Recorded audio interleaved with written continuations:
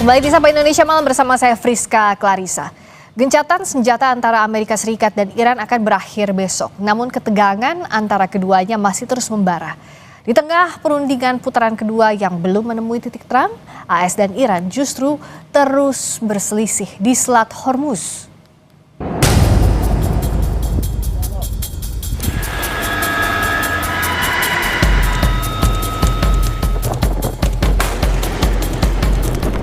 Di saat gencatan senjata Amerika Serikat dan Iran yang berakhir pada Rabu pekan ini, ketegangan kedua negara ini justru semakin memanas. Belum ada tanda positif terkait dengan perundingan putaran kedua. Justru sinyal dan isyarat untuk bersiap melanjutkan perang semakin mengemuka. Ketua Parlemen Iran Muhammad Baghir Ghalibaf memberikan peringatan keras melalui media sosial X dan mengklaim telah menyiapkan kartu baru yang bakal dibuka di medan perang. Muhammad Baghir Ghalibaf menulis, Donald Trump tidak menginginkan negosiasi. Ia sedang mencoba mengubah meja perundingan menjadi meja penyerahan diri melalui ancaman dan kebohongan media. Selama 2 minggu terakhir, kami telah mempersiapkan diri untuk mengungkap kartu-kartu baru di medan perang. Jika gencatan senjata gagal, situasi tidak akan kembali ke kondisi sebelum perang. Transit di Selat Hormuz tetap berada di bawah otoritas Republik Islam dan blokade tidak akan pernah bisa diterima. Kami tidak akan bernegosiasi di bawah bayang-bayang ancaman. Meskipun penolakan telah ditunjukkan Iran, Presiden Amerika Serikat Donald Trump masih mengirim utusannya untuk menggelar perundingan kedua di Islamabad, Pakistan. Dalam akun Truth Social, Trump mengatakan bahwa Amerika Serikat telah menawarkan kesepakatan yang adil dan masuk akal. Jika Iran menolak, maka Amerika Serikat mengklaim akan melumpuhkan setiap pembangkit listrik dan jembatan-jembatan di Iran. Sementara itu, juru bicara Kementerian Luar Negeri Tiongkok, Guo Jiakun menyebut isu Selat Hormuz adalah masalah yang kompleks dan sensitif. Ia berharap kedua belah pihak dapat memenuhi kewajiban mereka dan mematuhi perjanjian gencatan senjata untuk mencegah eskalasi yang lebih parah. 霍尔木兹海峡局势敏感复杂，我们对美方强制截停有关船只表示关切，希望有关方以负责任的态度恪守停火协定，避免激化矛盾、加剧局势紧张，为海峡通行恢复正常提供必要。 Di masa akhir gencatan senjata, marinir Amerika Serikat menyerang dan menyita kapal kargo berbendera Iran, MV Tosca, setelah mengklaim kapal tersebut mengabaikan peringatan Amerika Serikat saat menerobos blokade di Selat Hormuz. Kapal perusak milik Amerika Serikat bahkan dikabarkan melepaskan tembakan pada kapal Iran. Sementara Iran mengklaim telah meluncurkan serangan drone ke arah kapal-kapal militer Amerika Serikat di Teluk Oman.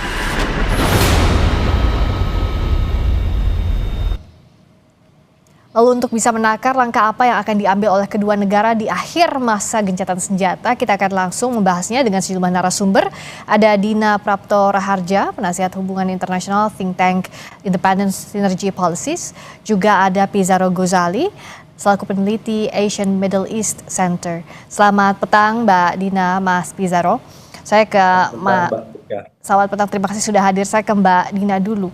Kalau kita melihat saat ini kan posisinya masih deadlock. Katanya mau negosiasi berikutnya, tapi di Selat Hormuz masih tetap tensinya tinggi. Apakah ini ada tuntutan yang tidak realistis dari sisi Amerika Serikat, atau ada strategi brinkmanship yang mendorong sampai ke limit, sampai ke batas akhir di ambang yang berbahaya oleh kedua belah pihak, Mbak Dina? Kalau dikatakan strategi, ini lebih ke strategi yang lebih optimal, lebih maksimal gitu ya, dalam menggunakan tekanan militer kepada pihak lawan. Apakah itu strategi untuk menciptakan stabilitas? Saya kira tidak. Apakah itu strategi untuk menciptakan solusi yang bisa diterima semua pihak dalam jangka panjang? Saya kira tidak. Kalau sedikit saya bercerita mungkin dari pengalaman saya di bidang diplomasi ya, mempraktekkan diplomasi itu, saya ingin mengajak kita melihat model yang diterapkan oleh Pakistan dalam mendekatkan kedua belah pihak, Amerika Serikat dan Iran, supaya pada akhirnya ada titik temu. Pertama, bahwa Pakistan itu menempatkan kedua belah pihak dalam situasi di mana kedua-duanya merasa ada harapan, ada ruang, komunikasi dibangun, mereka ada di tengah-tengah, interlokutor, Kemudian format dalam pertemuan yang pertama di tanggal 10 April yang lalu, kedua belah pihak itu didudukkan di dua ruangan yang terpisah. Jadi mereka bahkan tidak tatap muka karena situasinya masih sangat tinggi tensinya. Nah, dalam format yang berikutnya ini, karena saya juga mereka itu tetap nggak akan bisa duduk bareng dan Iran udah bilang nggak berangkat ya ke Islamabad, itu Pakistan akan tetap mendorong tetap ada komunikasi di antara mereka. Dan Pakistan selama periode yang pertama kemarin, pertemuan yang pertama, dia menjadi penerima informasi dari lebih dari 25 negara yang lain yang juga punya saran-saran bagaimana solusi yang bisa diterapkan dan diterima oleh kedua belah pihak. Sebenarnya kalau dalam situasi yang tegang seperti sekarang, biasanya itu nggak langsung duduk di dua meja, kemudian sampai pada satu kesepakatan. Kalau di ASEAN kita kenal ada istilah retreat, jadi pertemuan tertutup, bahkan hasilnya pun tidak boleh dipublikasikan ke media, dan itu bisa berjalan lebih dari 1 hari untuk saling membuka diri, saling membangun rasa percaya. Nah, kalau yang kita lihat dari perkembangan statement Trump dan juga Netanyahu, saya bilang Netanyahu nggak bisa lepas dari gambar ini. Ini belum sampai ke sana. Makanya dari pihak Iran itu masih sangat, karena Netanyahu bilang dia akan tetap menguasai sampai gunung-gunung di Lebanon. Sementara dari sisi Amerika Serikat itu anggaran fiskal 2027 untuk agenda pertahanan mereka, Department of War, itu naik 44%. Baik. Nah, ini sinyal sangat tidak baik. Ya, kita akan bahas lagi soal ini dengan sinyal yang sebenarnya tidak mudah juga untuk kedua belah pihak. Apakah memang show of force militer masih dikedepankan sekarang? Masih jauh panggang dari api lah kalau kita bicara soal negosiasi. Sementara waktunya kan tenggatnya semakin pendek. Kita akan bahas sesaat lagi. Kita dengarkan terlebih dahulu kumandang azan maghrib bagi wilayah Jakarta dan sekitarnya.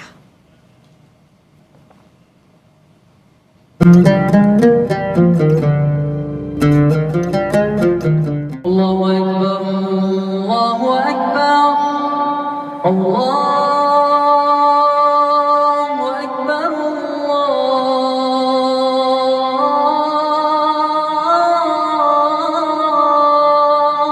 Allahu Akbar.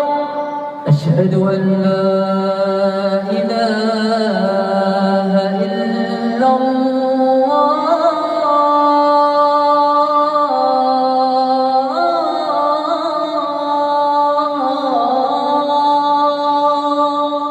أشهد أن لا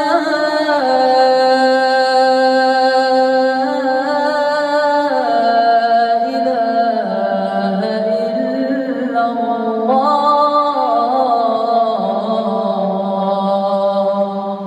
أشهد أن محمدا رسول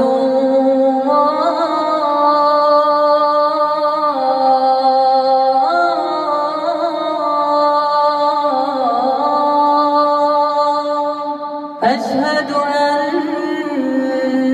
محمدا رسول الله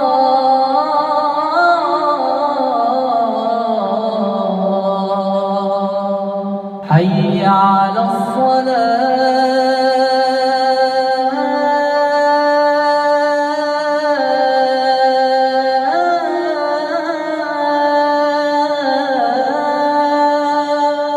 حي على الصلاة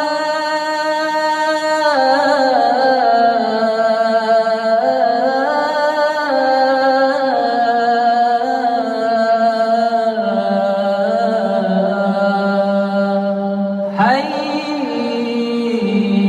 على الفلاح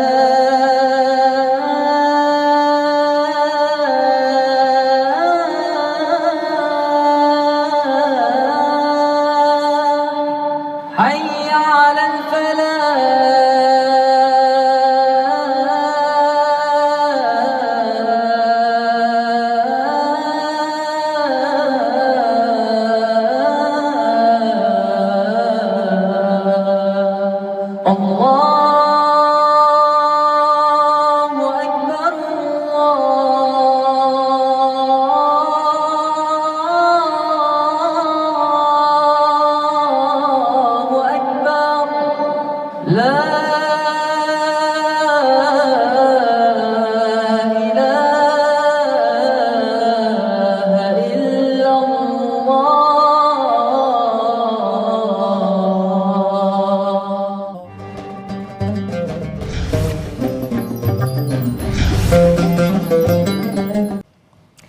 Selamat menunaikan ibadah salat maghrib bagi Anda yang menjalankan di wilayah Jakarta dan sekitarnya. Kami kembali bersama dengan Dina Prapto Raharja, penasehat hubungan internasional think tank di Independent Synergy Policies, juga hadir Pizarro Ghazali, peneliti Asian Middle East Center. Silakan Mbak Dina, tadi dilanjutkan soal ya bagaimana kondisi sekarang menuju ke negosiasi yang kayaknya sih masih jauh ya. Ya, tadi dua sinyal sudah saya sebutkan bahwa dari pihak Amerika Serikat tidak memberi sinyal yang positif untuk Iran duduk di meja perundingan ya. Poin yang ketiga yang mau saya sampaikan bahwa kalau bicara soal komposisi dari negosiator dari Amerika Serikat, saya melihat itu tidak menunjukkan memang Amerika Serikat ingin mencapai satu solusi yang lasting gitu, yang bertahan. Karena yang hadir kan hanya 3 orang ya, yang utama itu hanya nanti ada J.D. Vance, kemudian Steve Witkoff, dan satu lagi Jared Kushner. Dan di situ menggambarkan sekali lagi sentralitas yang kemarin udah diprotes sebenarnya dalam pertemuan yang pertama. Dianggapnya mereka bukan pihak yang mengerti situasi di lapangan, hanya fokus pada solusi ekonomi. Lalu poin yang keempat juga bahwa di luar dari meja perundingan ini sudah terjadi sebenarnya deal-deal atau upaya untuk membebaskan Selat Hormuz ini dari masalah. Dari Uni Eropa misalnya, Prancis, Inggris, dan Jerman itu sekarang sudah lebih aktif ya melakukan berbagai macam konsultasi untuk menciptakan keamanan maritim yang lebih independen di Hormuz tanpa mengajak Amerika Serikat. Jadi buat Iran sendiri ada ruang baru sebenarnya untuk mencari solusi di luar dari hidup hanya dengan Amerika Serikat. Nah berikut juga Mas Pizarro, kalau tampaknya negosiasi antara AS dan Iran ini masih cukup sulit. Salah satunya sebenarnya yang jadi hambatan adalah blokade AS di perairan di Selat Hormuz yang tadi kita lihat juga tayangannya. Dan Iran tampaknya juga masih cukup menahan diri. Sebenarnya kalau dari strategi militer di Hormuz, bagaimana Anda melihatnya sekarang? Iya, Iran kalau kita lihat dari pernyataan dari Golibaf, dari IRGC ya, ini mereka sudah mempersiapkan diri skenario terburuk ya Mbak Friska ya, bahwa bukan tidak mungkin eskalasi itu akan kembali terjadi. Sekarang Iran masih menahan diri karena dia mencoba menaati kesepakatan militer senjata yang deadline-nya itu berakhir hari Rabu ya, seperti itu. Walaupun sebenarnya ada beberapa serangan-serangan yang mulai dilakukan oleh Iran, contohnya Iran mulai melakukan serangan drone kepada kapal Amerika Serikat yang kata Iran itu membajak, yang melakukan arm piercy terhadap MV Tosca seperti itu. Tetapi bukan tidak mungkin Mbak Friska, kita udah melihat ya bahwa ada keterpecahan di internal pemerintahan Iran.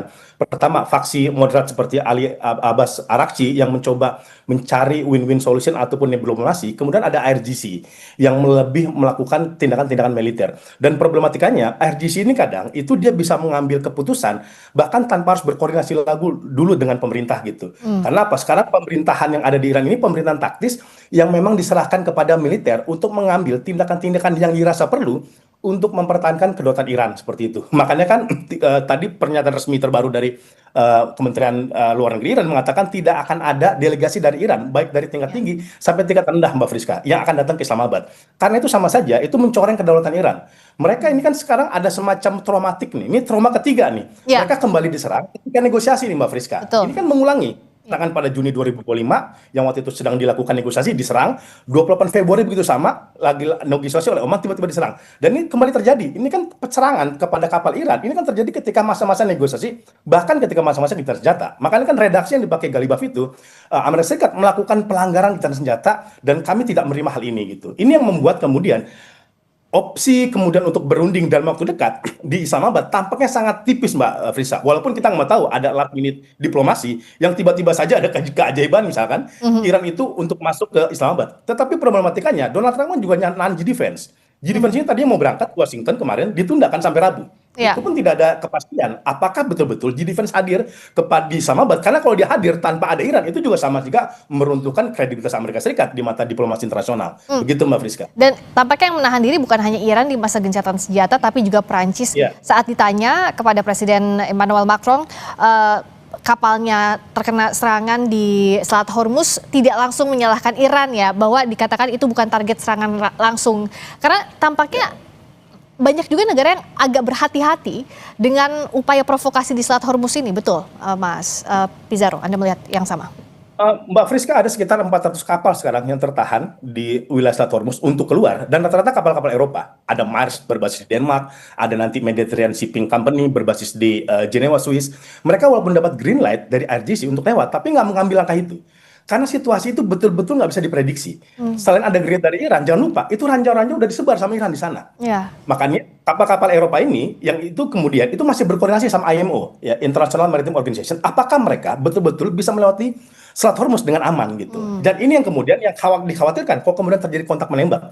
Udah ada presiden dengan Mbak Friska ya, kapal India misalkan itu ditembak sama Iran karena kemudian dia melewati Selat Hormuz tanpa mendapatkan approval RGC. Padahal India ini menarik.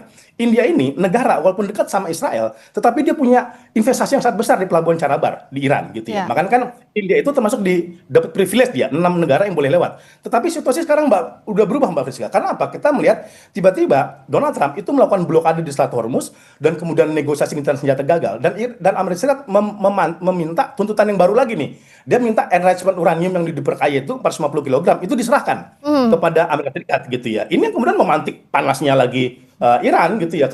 Padahal kan sebenarnya ini dalam negosiasi sebelumnya itu tidak disebutkan gitu. Ya. Nah, ini yang kemudian titik-titik kompromi di antara kedua negara tampaknya sangat tipis dan kita khawatir eskalasi bisa kembali terjadi. Nah, itu dia soal uranium misalnya dikatakan juga oleh Presiden Iran Mahmoud Pezeshkian, ya siapa Amerika Serikat bisa mengatur kedaulatan negara lainnya, bisa melanggar kedaulatan negara lainnya. Apakah artinya kalau kita melihat proses yang saat ini berlangsung, negosiasi dari mulai awal pun juga kemarin di Islamabad pertama, tidak ada intensi memang untuk mencapai kesepakatan dari sisi Amerika Serikat, terutama dengan menambahkan poin-poin tambahan yang dianggap tidak masuk akal untuk dicapai titik tengahnya. Kita akan bahas ini sesaat lagi, tetap di Sapa Indonesia Malam. Mas Pizarro dan Mbak Dina, juga Anda saudara, kami segera kembali.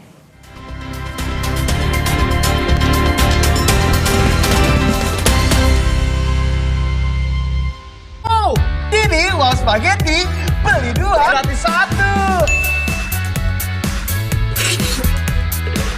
Ayo buru sekarang. Wow Spaghetti beli 2 gratis 1. Zaman now, makannya wow. Gurihnya creamy latte, kalau belum coba, pasti nggak nyangka. Terbuat dari kopi Great Brazil dan susu New Zealand, bikin kopinya gurih. Iya, gurih. Penasaran kan? Coba deh, pasti nggak nyangka. Creamy latte, kopi latte, gurih. Wow, ini Wow Spaghetti beli 2 gratis 1.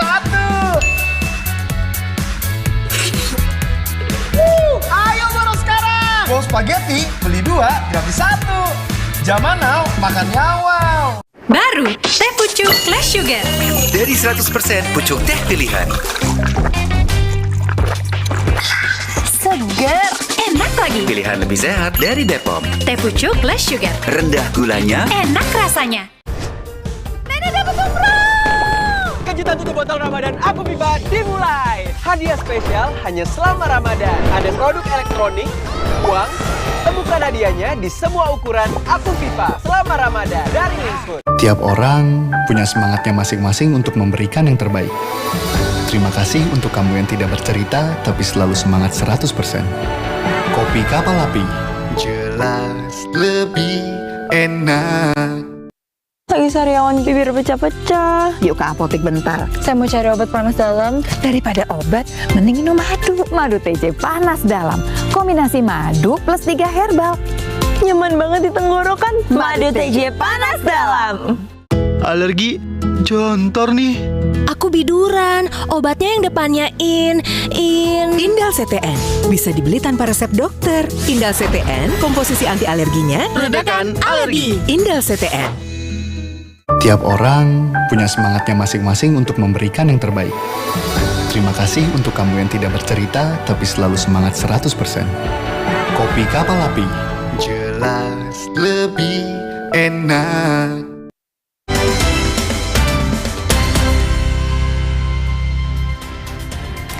Masih di Sapa Indonesia Malam, kita kembali lagi bahas soal berakhirnya tenggat gencatan senjata antara Amerika Serikat dan Iran. Mbak Dina, apakah kalau kita lihat tadi pertanyaan saya, memang tidak ada intensi untuk mencapai kesepakatan, terutama dari sisi Amerika Serikat? Amerika Serikat masih minta di dalam negerinya untuk dukungan militer itu ditambah. Tadi yang saya singgung, 44% peningkatannya dari anggaran fiskal 2026. Dan sebagai catatan, anggaran fiskal yang 2026 itu saja sudah peningkatan sekitar 22,6% dari anggaran fiskal sebelumnya untuk pertahanan. Kan tentu saja kalau kita bicara satu anggaran ya, anggaran itu nggak mungkin tiba-tiba beranak dari mana gitu ya, apalagi ini negara besar, siapa yang mau tiba-tiba nyetak uang pun pasti ada konsekuensi fiskal dan moneter pada Amerika Serikat. Jadi konsekuensinya ada di dalam negeri sebenarnya.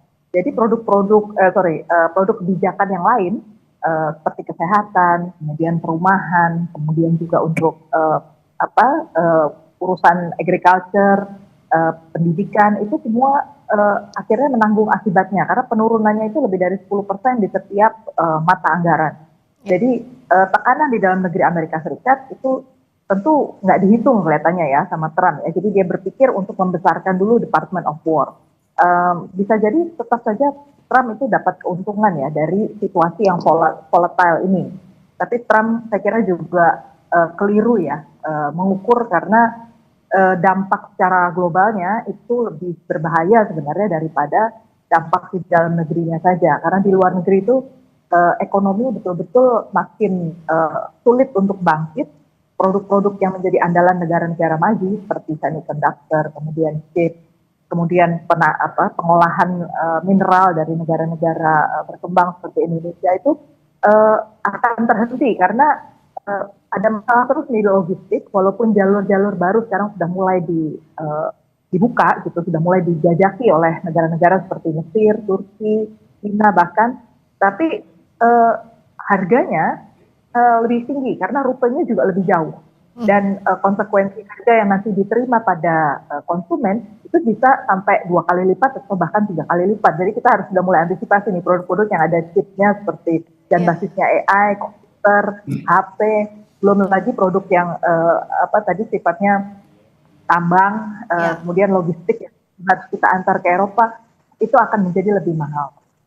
Nah itu yang jadi risiko sekarang sih sudah terasa, apalagi kalau nanti ini tidak tercapai gencatan senjatanya. Bagaimana kita membaca ya? Kalau ini kan pertanyaan awamnya. Oke, kalau besok tenggat gencatan senjatanya, Mas Pizarro, bagaimana ya?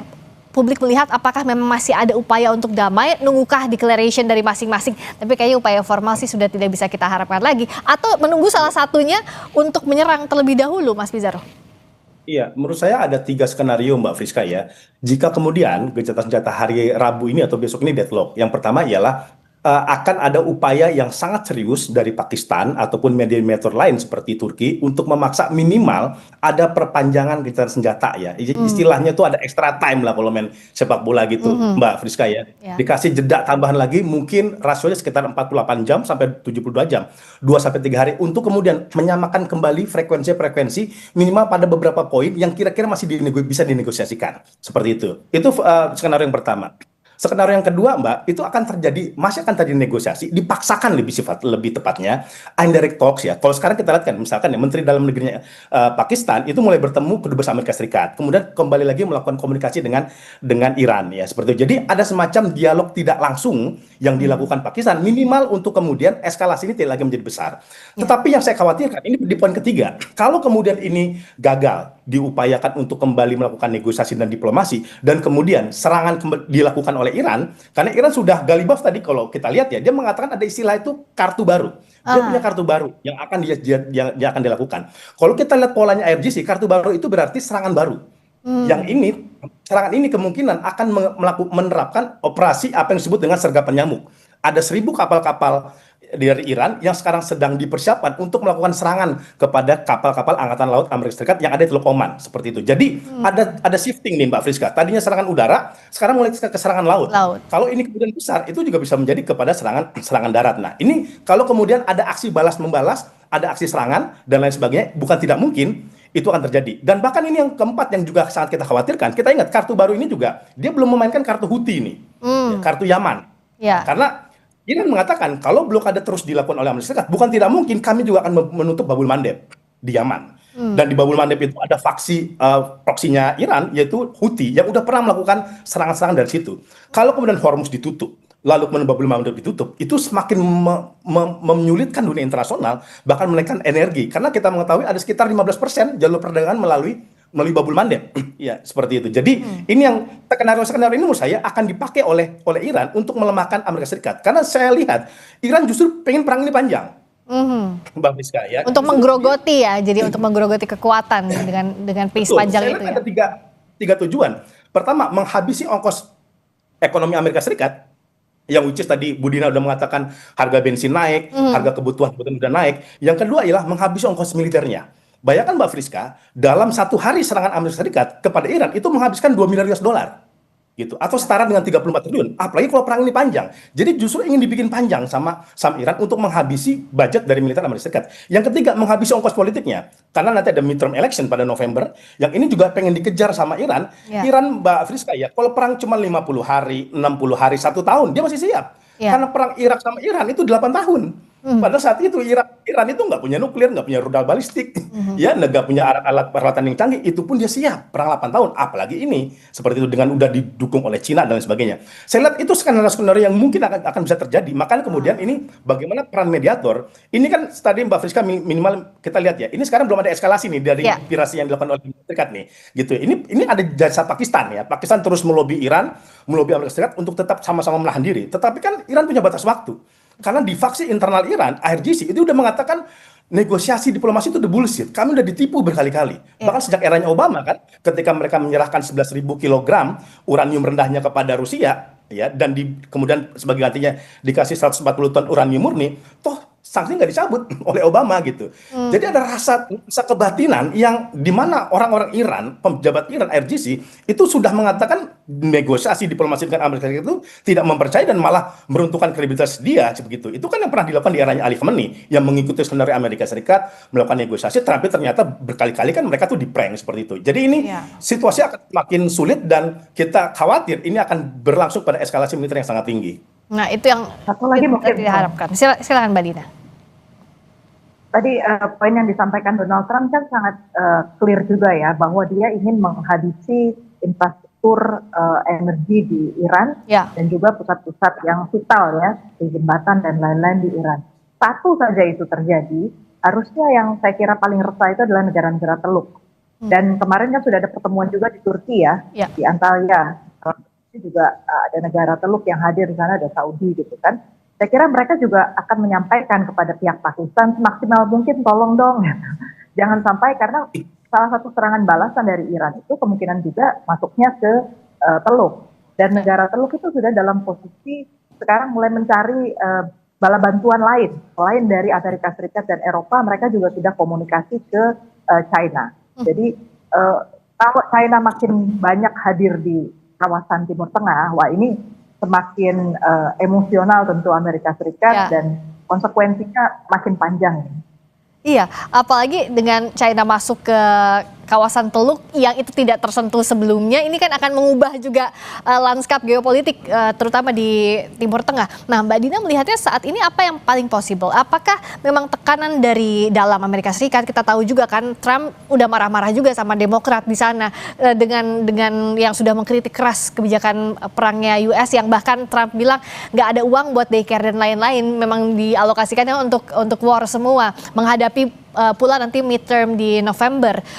Atau justru yang ditunggu adalah kehadiran P5, negara-negara permanent 5 untuk terjun ke sini agar ada kesepakatan setidaknya yang tidak merugikan lebih banyak lagi negara dalam kondisi ini, Mbak Dina. Ada beberapa kemungkinan juga kalau dilihat aktivasi dari negara-negara P5 yang ada di Eropa, mereka kan berusaha untuk merengkuh China, kemudian juga duduk bahkan berkomunikasi juga dengan pihak Rusia untuk menawarkan opsi model baru gitu. Ada dengan tidak ada Amerika Serikat, mereka bikin skenario-nya. Jadi itu salah satu kemungkinan ya, bahwa kalau Amerika Serikat masih tetap insist untuk berada di luar, bukan mustahil kedepannya itu selama beberapa waktu Amerika Serikat akan berada dalam posisi diisolasi juga dalam pergaulan internasional. Artinya hal-hal yang sifatnya ekonomi, tadi logistik, konektivitas, itu masih bisa jalan tanpa ada Amerika, dan Hormuz mungkinlah menjadi satu titik di mana ya udah itu disandera dulu, sementara nggak ada kemajuan apa-apa di sana. Tapi urusan lain yang sifatnya kedaulatan, menurut saya itu harga mati betul ya buat Iran, karena dalam proses diplomasi nomor satu tuh payung kedaulatannya harus dipandang setara dulu, baru bisa ada kesepakatan. Nggak mungkin orang mau sepakat dulu, tapi nggak dianggap setara. Nah itu udah rumus yang paling salah ya untuk declare bahwa sudah ada kesepakatan, karena pasti nanti ujung-ujungnya merugikan.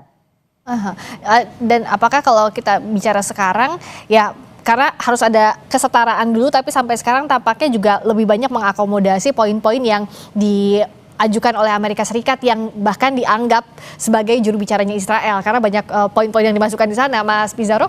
Artinya apakah secara kekuatan kalau dari segi militer sekuat apa sih? Tadi Mas Pizarro sudah sebutkan bahwa lawan Irak saja dalam kondisi 8 tahun ya Iran kuat, tapi dalam kondisi lanskap sekarang apakah sama kuatnya? Mbak Friska, baru-baru ini Dinas Intelijen Amerika Serikat ya mengeluarkan report bahwa ternyata Iran masih mengontrol 70% kapasitas rudalnya. Artinya dalam peperangan sekitar 50 hari ini belum semua kekuatan yang dilakukan oleh Iran ya. Biasanya dalam konsep perang asimetris, perang itu memang dibikin panjang. Sama seperti Hamas di Gaza ya, dia bikin panjang. Sampai 2 tahun, sampai 3 tahun untuk kemudian melelahkan, kemudian juga menghabisi kapasitas mental tentara Israel gitu. Ini kemungkinan juga akan diambil oleh Iran. Menurut saya, Iran sudah mempersiapkan berbagai skenario. Pertama untuk melakukan peperangan secara panjang, karena minimal dia masih bisa melakukan nafas ekonominya dengan tetap bertransaksi dengan Cina, kemudian melakukan komunikasi dengan Rusia, dan lain sebagainya. Jadi, kalau kita lihat sejauh mana kapasitas kekuatan militer Iran, mereka sudah mempersiapkan perang ini dalam 4 dekade lamanya gitu ya. Bahkan jikapun misalkan Amerika Serikat melakukan serangan darat kepada Iran, bahkan menduduki Iran, itu tidak serta-merta Iran itu akan kalah. Karena dalam perang Iran-Irak itu bahkan Saddam Hussein berhasil mengambil alih beberapa provinsi yang dimiliki oleh Iran. Tetapi 2 tahun berikutnya itu berhasil diambil alih kembali tuh oleh Iran gitu. Jadi mereka belajar dari perang Iran, kemudian perang di kawasan-kawasan Teluk dengan Hizbullah. Mereka mempersiapkan bagaimana mereka bisa tough ya melakukan perlawanan dengan Amerika Serikat. Yang justru kalau kita lihat di sini, kalau kita lihat ya apa yang terjadi, sebenarnya Trump sebenarnya yang membutuhkan perang ini berakhir gitu. Bukan Iran, karena Iran itu benar-benar serang di atas angin. Dia menemukan kartu baru bernama Selat Hormuz yang ternyata ini memiliki dampak yang sangat besar ke berbagai negara gitu. Makanya banyak pikiran kemudian bagaimana Trump itu bisa meniru Ronald Reagan. Ronald Reagan dulu akhirnya dia menyerah di Lebanon.